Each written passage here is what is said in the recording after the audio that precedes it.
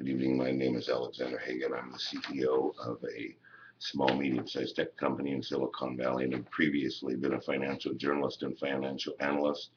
Tonight, I want to speak to you about Randi Shannon uh, deciding that the United States government is actually a corporate entity and not a government along the lines of our original Constitution, and her joining an alternative government called the Republic of the United States of America. And in her case, she had felt that since the Civil War, the U.S. had dissolved its obligation to honor its Constitution and had become a corporatized, co-opted government.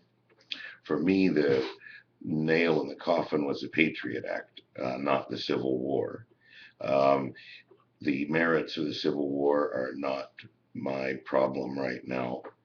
Um, but I do think that the idea of opt-in government is extremely important to look at 21st century alternate governance structures. So, for example, in the United States, we have two basic ways that votes are containerized. One is essentially a two-party system where even the Federal Elections Commission is basically run by the two parties. And then secondly, regionalizing. But now in a globally interconnected world, the idea of people voting because they're in the same area physically as somebody else is something that should be re-examined. So the first step we could do towards that is to have a chamber of government, the real House of the People, such as we have now, the U.S. House of Representatives, should allow people, at least half of them, to be voted for regardless of where they are. And then the other half could be voted based on regionalism, for example. That would allow us to have essentially a mixed parliamentary system, so that you could vote for somebody like Ron Paul and that he could get elected regardless of any one specific district supported him, and a group of people who are like-minded. So you could have smaller parties or smaller or other minority points of view to have a voice. So alternate opt-in government is a goodness. And think, for example, free private education. That would be truly free because it would be opt-in, it would be non-compulsory. It's not an easy thing to do, but it's not hard to do better than the current construct. And part of this is to look at sustainability too. So this is a hippie thing, but it can also work just fine for a libertarian. So sustainable economy means that you can drive work to zero if people have equity.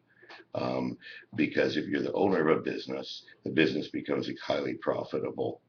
Your participation is really because you have equity. So as less and less work is required to make money, you benefit and the other stockholders benefit. So if the people are the stockholders, then you can drive work to zero without quote unquote unemploying people, because people are already going to be doing things based on their interests rather than their needs if there's an equity approach, because most of the economy is fluff: finance, insurance, real estate, corrections, military, a lot of other layers of bureaucracy. Their employment programs, but they don't actually make things. So in fact, the things are out there waiting for those people: the houses, the land, the food, and they're not actually making any of it. They're just consuming it.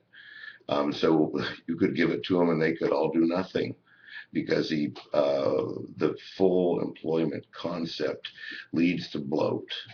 Um, So now Chris Mathews was laughing on his show about this idea of this kooky alternative government. But you know, these people are so loosely educated to not see the parallel.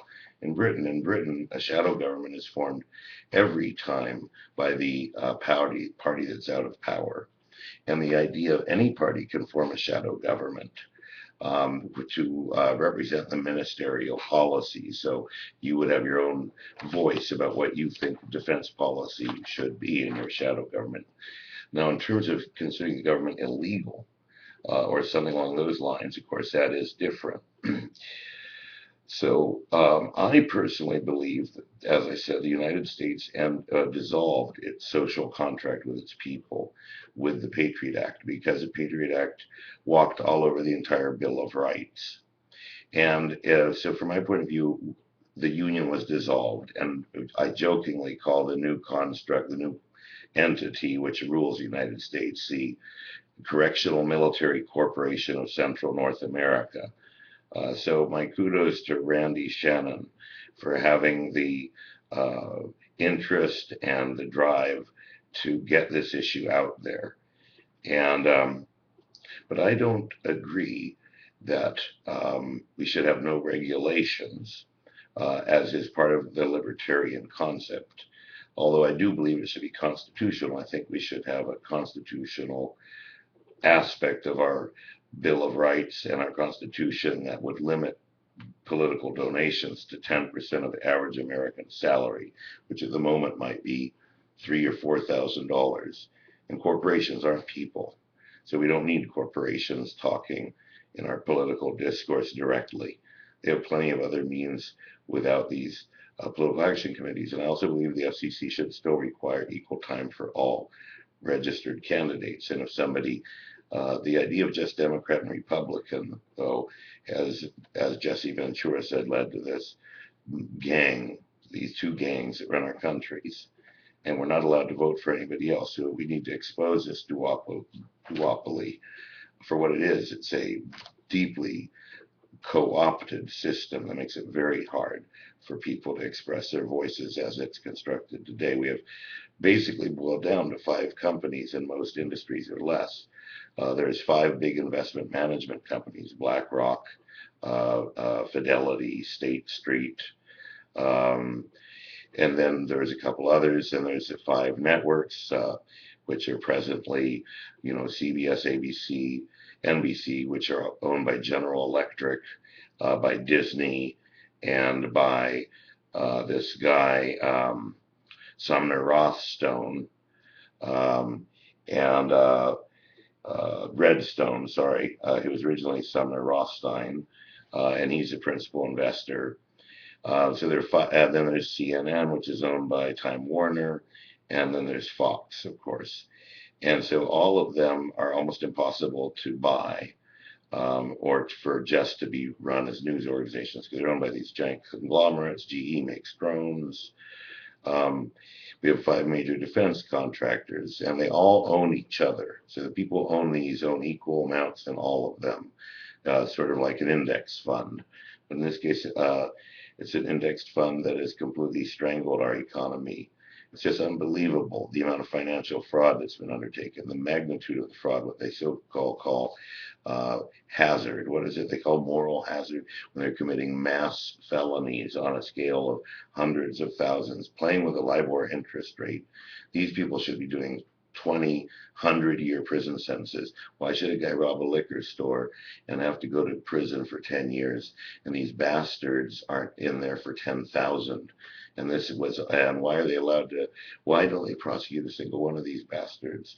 And why does Chris Mathews get to decide why any alternate point of view is kooky?